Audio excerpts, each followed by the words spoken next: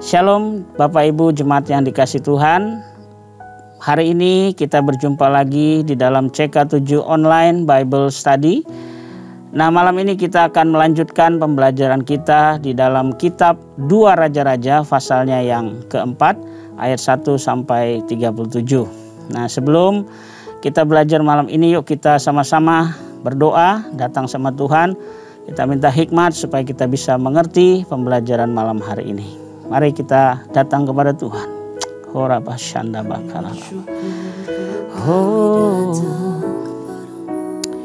terima kasih, terima kasih. Oh, Engkau baik Tuhan, terima kasih. Oh, terima kasih. Haleluya, haleluya. Karena syanda bakar.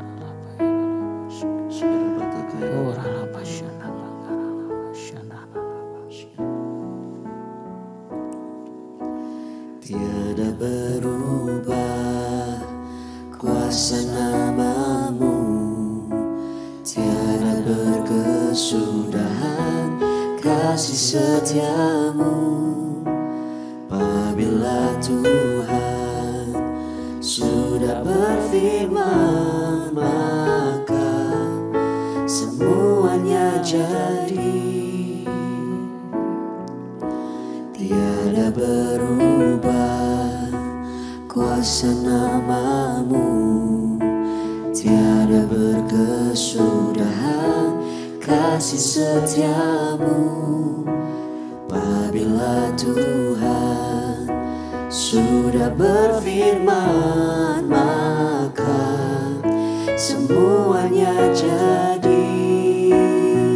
Selama ku menyembah-Mu, ku percaya bahwa mujizat masih terjadi. Selama Kau besertaku, ku melihat ada mujizat setiap hari.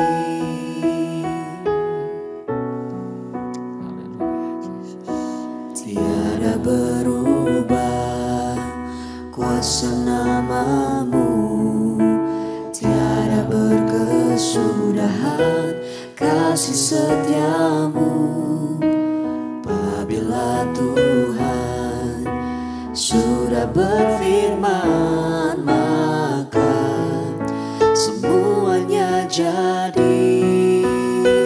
Selama ku menyembah-Mu, ku percaya bahwa mujizat masih terjadi. Selama Kau besertaku, ku melihat ada mujizat setiap hari.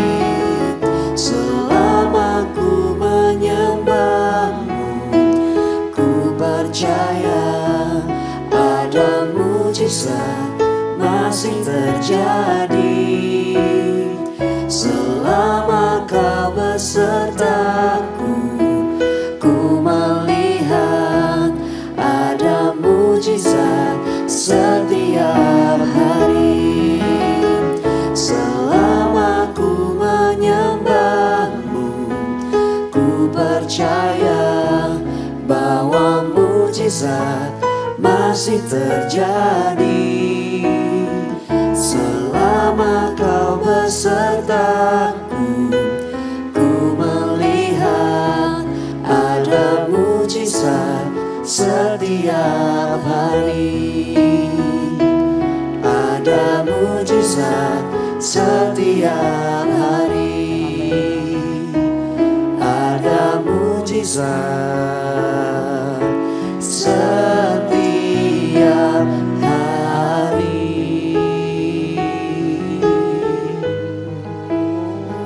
Ya takkanmu percaya ada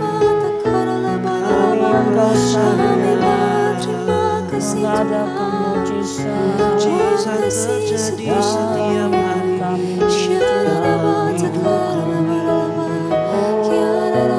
Kami percaya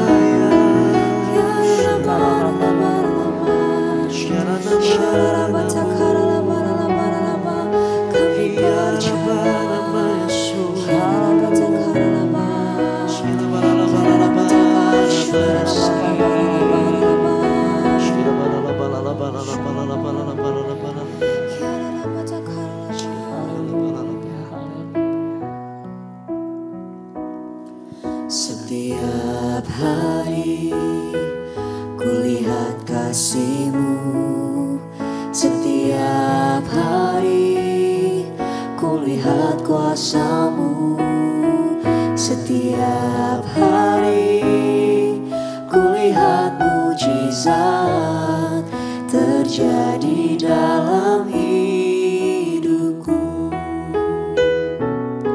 Setiap hari kulihat kasih-Mu, setiap hari kulihat kuasa-Mu, setiap hari kulihat mujizat terjadi dalam hidupku.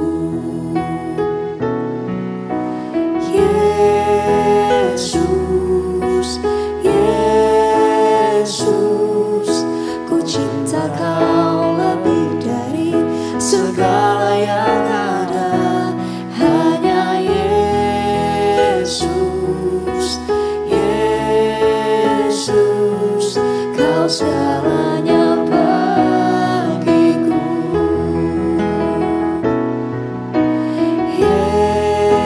Yesus, Yesus, ku cinta Kau lebih dari segala yang ada.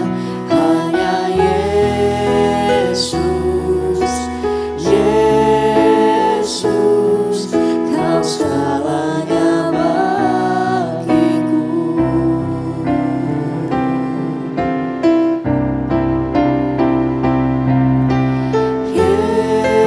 Yesus, Yesus, ku cinta Kau lebih dari segala yang ada. Hanya Yesus, Yesus, Kau segalanya bagiku.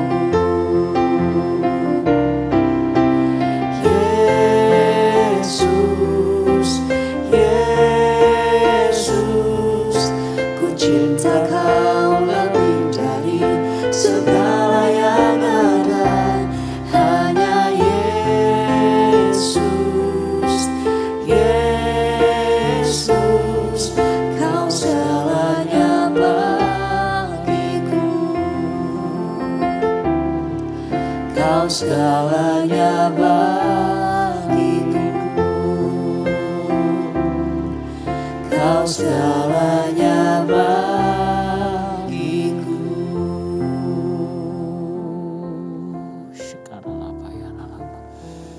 Terima kasih buat hadirat-Mu di tengah-tengah kami. Terima kasih Bapa buat kesempatan malam ini. Kami akan belajar. Kiranya hikmat dan wahyu turunkan atas kami semua, baik yang di rumah-rumah, supaya kami bisa menangkap firman Tuhan yang kami pelajari malam hari ini. Terima kasih, di dalam nama Tuhan Yesus kami buka hati kami siap belajar malam ini. Dalam nama Tuhan Yesus, haleluya, amin. Baik Bapak Ibu Saudara yang dikasih Tuhan, malam ini kita akan belajar di dalam 2 Raja-Raja 4 ayat 1 sampai 37 ya. Nah, kita akan bagi 2 perikop ya, karena ada 2 hal yang berbeda. Yang pertama adalah di ayat 1 sampai 7, yaitu mengenai minyak seorang janda. Yang perikop yang kedua di ayat 8 sampai 37, kita nanti akan belajar mengenai kisah dari perempuan Sunem dan anaknya ya. Baik. Nah, kita sedikit belajar dari perikop yang pertama ya. Kita akan baca dulu ya dari 2 Raja-Raja pasal yang keempat ayat 1 sampai yang ke-7 ya. Demikian firman Tuhan. Salah seorang dari istri-istri para nabi mengadukan halnya kepada Elisa sambil berseru, "Hambamu suamiku sudah mati, dan engkau ini tahu bahwa hambamu itu takut akan Tuhan. Tetapi sekarang penagih hutang sudah datang untuk mengambil kedua orang anakku menjadi budaknya." Jawab Elisa kepadanya, "Apakah yang dapat kuperbuat bagimu?" Beritahukanlah kepadaku apa-apa yang kau punya di rumah. Berkatalah perempuan itu, hambamu ini tidak punya sesuatu apapun di rumah, kecuali sebuah buli-buli berisi minyak. Lalu berkatalah Elisa, pergilah, mintalah bejana-bejana dari luar, daripada segala tetanggamu, bejana-bejana kosong, tetapi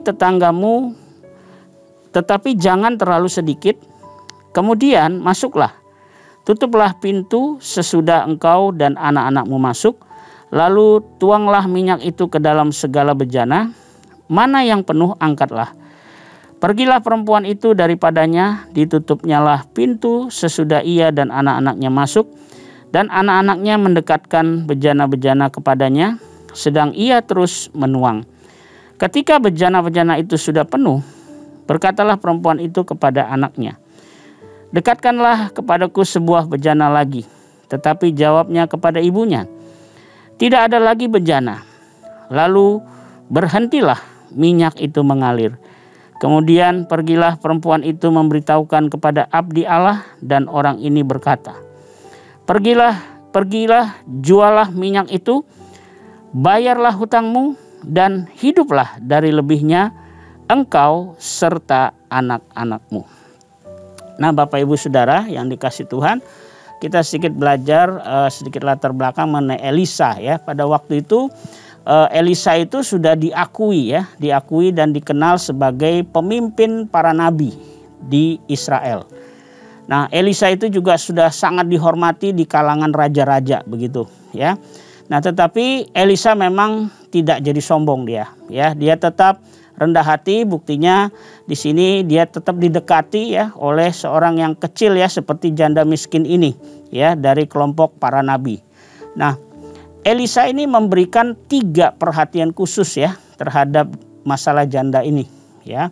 Kita lihat yang pertama tadi kita sudah baca ya di ayat yang pertama tadi ya, bahwa ia menyediakan waktunya ya untuk mendengarkan keluhan daripada janda ini ya.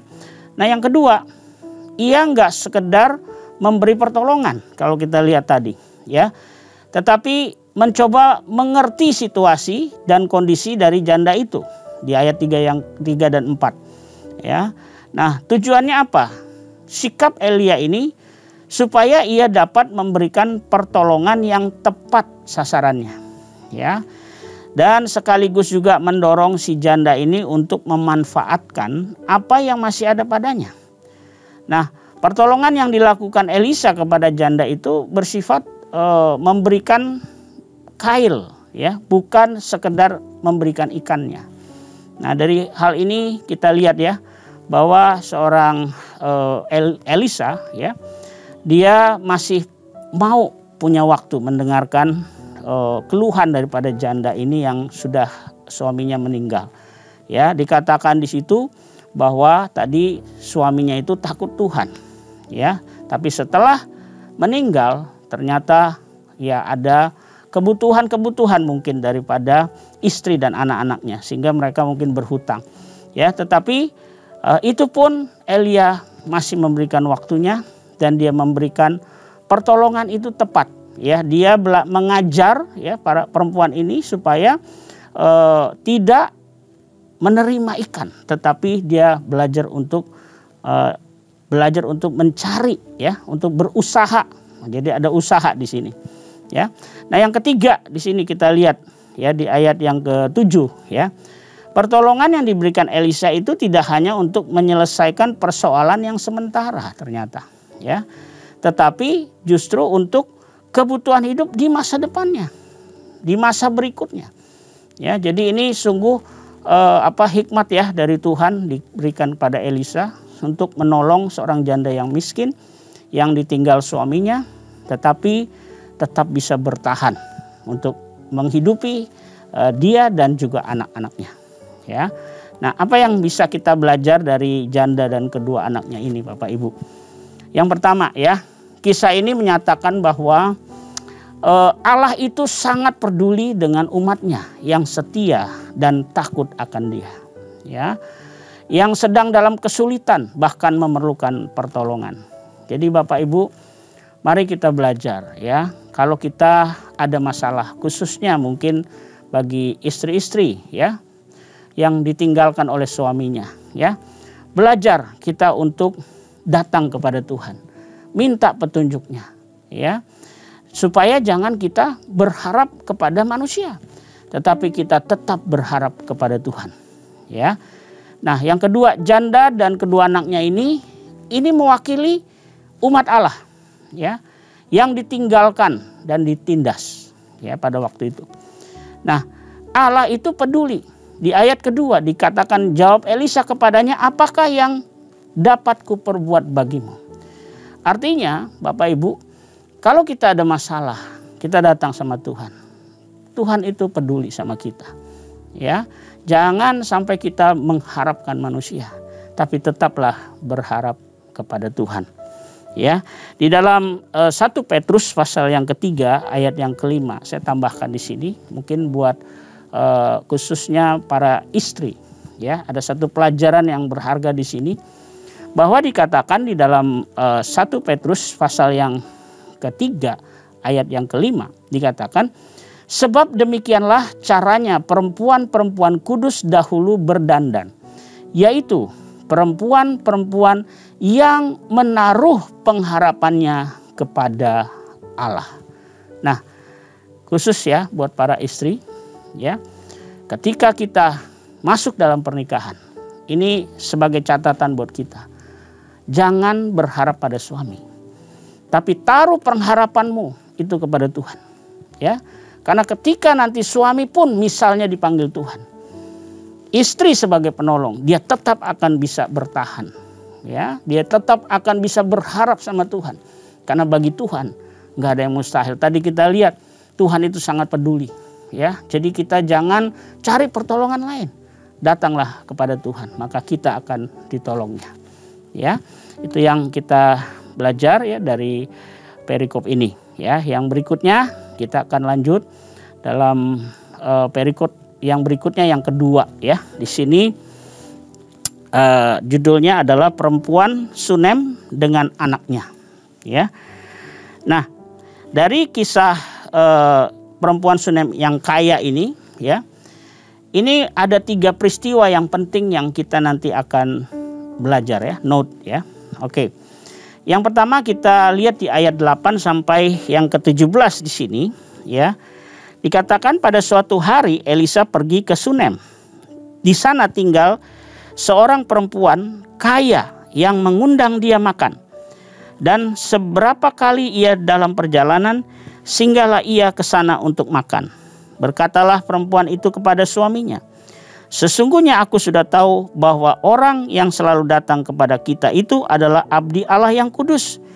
Baiklah kita membuat sebuah kamar atas yang kecil yang berdinding batu, dan baiklah kita menaruh di sana baginya sebuah tempat tidur, sebuah meja, sebuah kursi, dan sebuah kandil. Maka apabila ia datang kepada kita, ia boleh masuk ke sana. Pada hari ia datang ke sana. Pada suatu hari datanglah ia ke sana, maksudnya Elisa ini ya. Lalu masuklah ia ke kamar atas itu dan tidur di situ. Kemudian berkatalah ia kepada Gehasi, bujangnya, panggillah perempuan Sunem itu. Lalu dipanggilnyalah perempuan itu, dan dia berdiri di depan Gehasi. Elisa telah berkata kepada Gehasi, cobalah katakan kepadanya, sesungguhnya engkau telah sangat bersusah-susah seperti ini untuk kami. Apakah yang akan kuperbuat bagimu? Adakah yang dapat kubicarakan tentang engkau kepada raja atau kepala tentara? Jawab perempuan itu, aku ini tinggal di tengah-tengah kaumku. Kemudian berkatalah Elisa, apakah yang dapat kuperbuat baginya? Jawab Gehasi, ia tidak mempunyai anak dan suaminya sudah tua.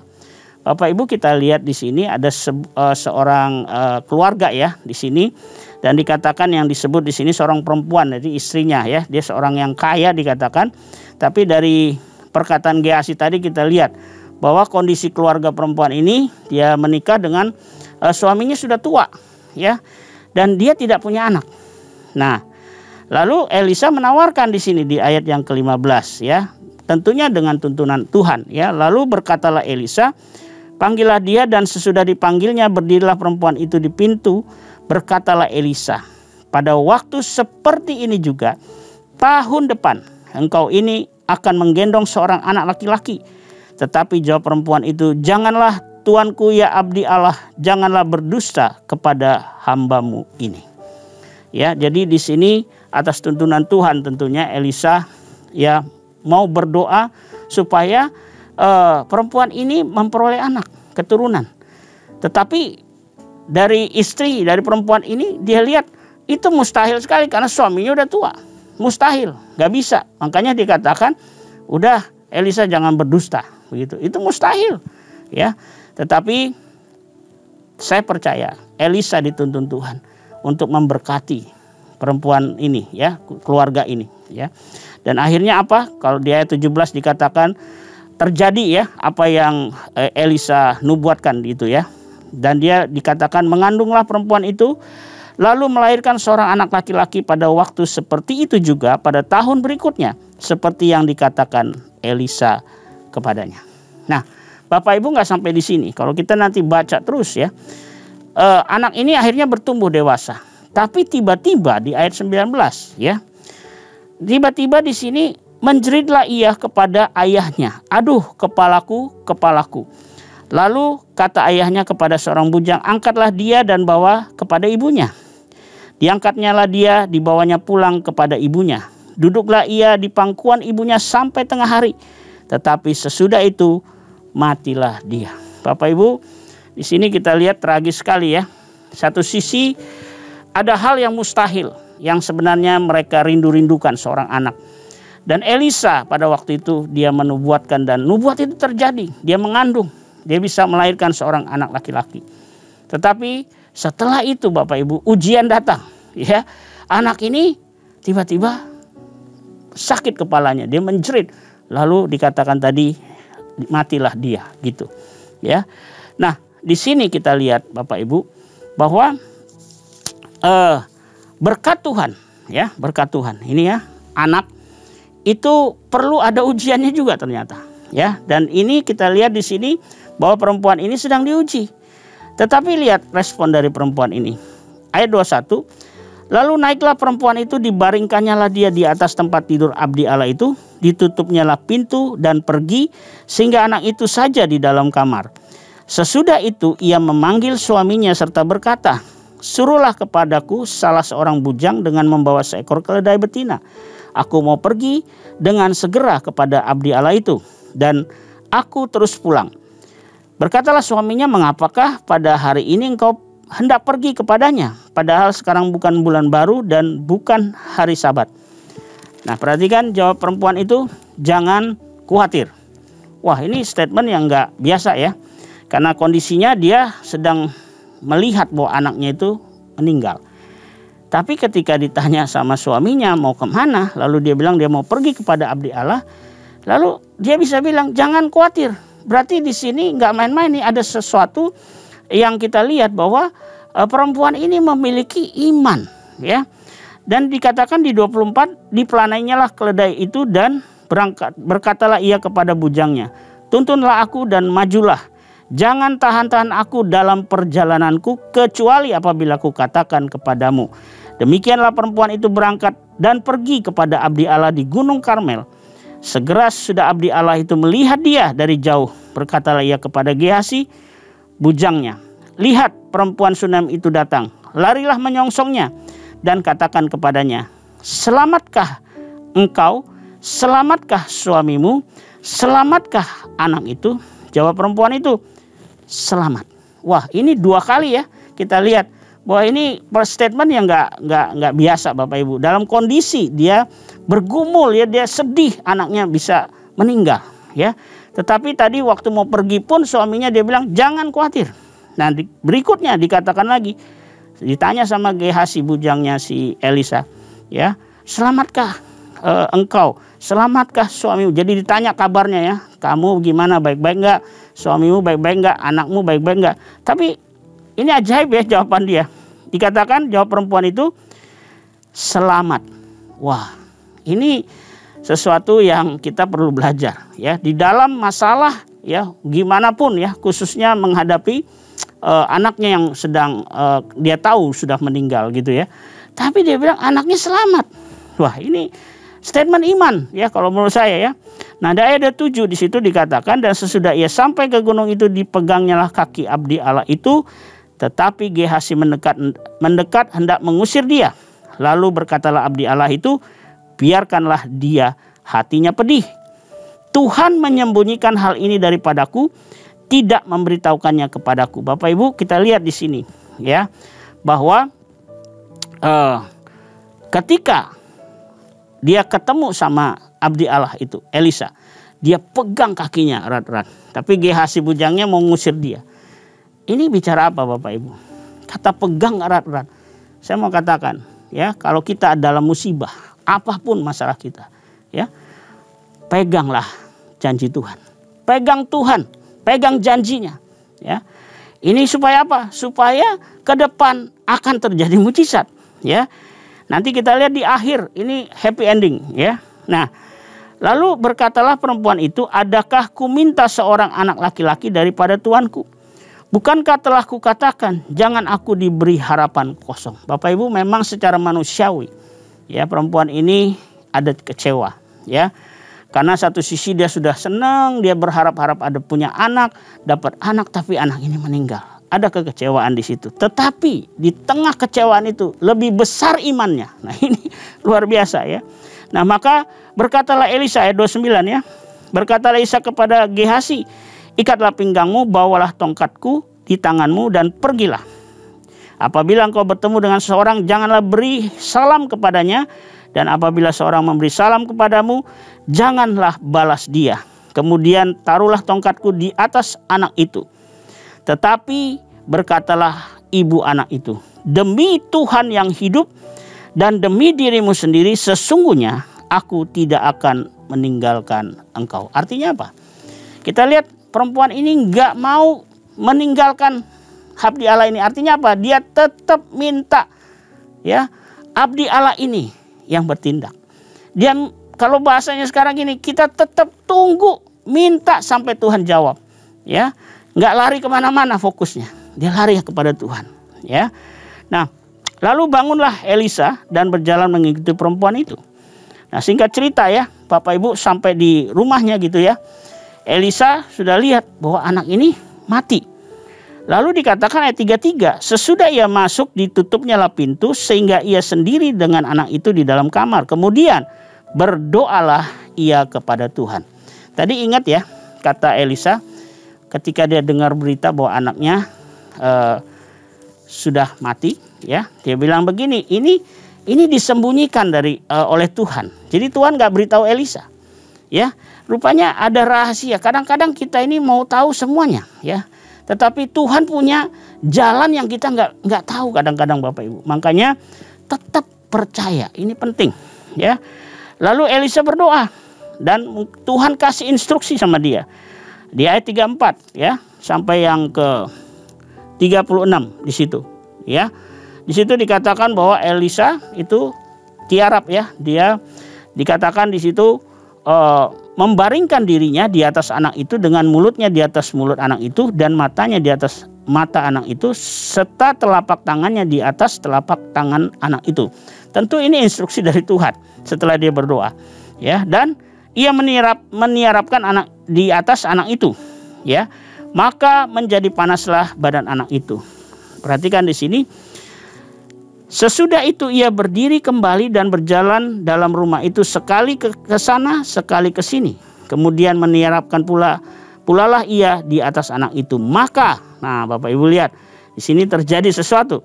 Maka bersinlah anak itu sampai 7 kali, lalu membuka matanya. Wow, ya. Akhirnya Tuhan menjawab ya. Ada mujizat terjadi, ya. Jadi Bapak Ibu di sini, ayo kita lihat ya. Di sini 3 peristiwa ya tadi. Pertama, Allah itu memberkati perempuan yang baik dan setia ya. Dengan apa? Memberi seorang anak. Tetapi yang kedua, kita lihat Allah memberi ujian juga yang berat ya dengan mengizinkan anak itu mati. Di ayat 18 sampai 21 tadi. Nah, yang ketiga, Allah memulihkan nyawa anak itu ketika ia tetap berpegang teguh pada imannya pada janji Tuhan. Ya. Jadi ini 3 hal yang penting yang kita belajar malam hari ini dari seorang perempuan di Sunem ini. Ya. Nah, apa yang inti yang kita bisa belajar Bapak Ibu? Ya. Seringkali kita umatnya, ya, walaupun kita sudah percaya, sudah setia, ya, kita akan melewati ujian dan penderitaan. Mungkin itu kita nggak bisa ngerti kenapa ini terjadi. Tetapi kalau kita tetap berpegang pada pengharapan iman kita kepada Tuhan dan janjinya, maka kita akan mengalami kasih karunia dan belas kasihan Tuhan pada waktunya. Jadi Bapak Ibu, kalau ada peristiwa, masalah yang kita nggak ngerti kadang-kadang, tetapi dari perempuan Sunem ini kita tetap belajar ya, tetap kita perkatakan perkataan iman. Ya, perkataan iman itu mungkin berbeda dengan situasi yang kita alami. Tetapi ya, perempuan Sunem ini tetap memperkatakan itu dan dia tetap belajar mau percaya dengan perkataan imannya. Ya. Jadi malam ini puji Tuhan ya, kita belajar dari 2 perikop ini banyak hal yang kita bisa belajar. Ya, tadi kalau kita lihat yang pertama tadi kalau ada kita mengalami kedukaan. Ya, khususnya suami yang meninggal. Tadi kita belajar ya. Jangan kita berharap sama manusia, tapi tetap berharap sama Tuhan. Maka kita akan ditolongnya, kita akan dipenuhi segala kebutuhan kita. Karena dia Allah yang peduli. Yang kedua tadi, dari perikop yang terakhir, kita belajar. Ayo, walaupun masalah ataupun pergumulan kita nggak ngerti. Tetapi kita tetap berpegang dan berpengharapan kepada Tuhan. Maka Tuhan akan menolong kita. Ya, baik. Demikian pelajaran kita malam hari ini. Mari kita sama-sama berdoa ya Bapak Ibu. Bapa di surga, terima kasih buat pembelajaran firman-Mu pada malam hari ini. Terima kasih kami di rumah-rumah, kami sungguh juga dilawat oleh Tuhan. Dan hamba berdoa Tuhan, biarlah setiap kami, mungkin ada yang diantara kami yang mengalami kedukaan oleh karena suaminya dipanggil Tuhan. Tapi malam hari ini kami belajar Tuhan. Biarlah kami tetap percaya kepada Tuhan. Menaruh pengharapan kami kepada Tuhan. Istri-istri mengharap kepada Tuhan. Dan Tuhan akan menolong mereka. Terima kasih Bapak, terima kasih. Dan juga dari perempuan Sunem ini kami belajar. Banyak hal mungkin masalah pergumulan kami yang kami nggak ngerti. Tetapi dari malam hari ini kami belajar. Bahwa kami tetap harus berpegang dan berpengharapan kepada Tuhan. Pegang teguh janji Tuhan. Terima kasih Bapak, kuatkan umat-Mu malam hari ini. Kuatkan jemaat-Mu hari ini Tuhan. Di rumah-rumah Kau lawat kami semua. Di dalam nama Tuhan Yesus. Terima kasih Bapak, terima kasih.